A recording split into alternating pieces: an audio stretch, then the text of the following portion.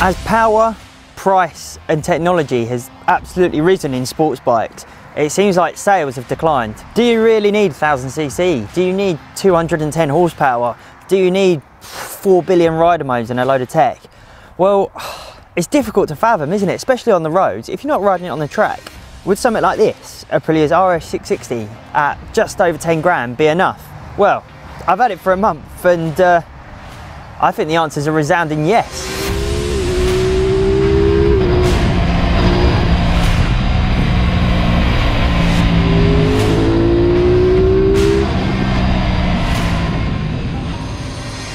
Since riding it on the launch a few years back, it has been incredibly impressive. Yes, it's a 660, yes, it's a twin, but just ignore that, ignore the spec sheet, because although it's got 100 horsepower, it's got 67 newton meters of torque, it feels like so much more than that.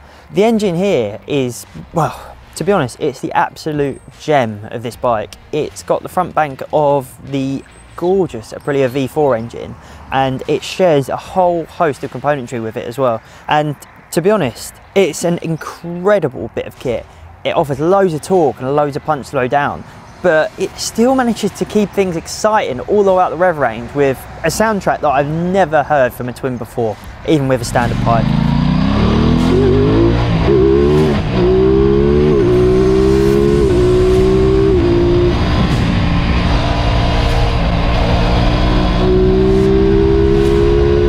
It offers just about the right amount of power where you can really ride it on the edge, you can ride it hard, but you're not doing an absolutely bonkers license losing speed. It's enough bike if you're not going to go on track. And I think that's where Aprilia really have hit the nail on the head, because you're looking at 16 grand for the cheapest base level sports bike.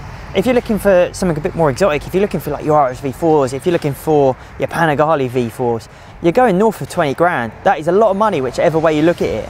Whereas something like this is just over 10. So it's half price, but it's not half the bike. Sure, it's got half the amount of power, but it's got a shed load of character. It's got a full Magneti Marelli ECU, which powers a whole host of rider aids. You've got 6-axis IMU, you've got quarter-inch ABS, traction control, wheelie control.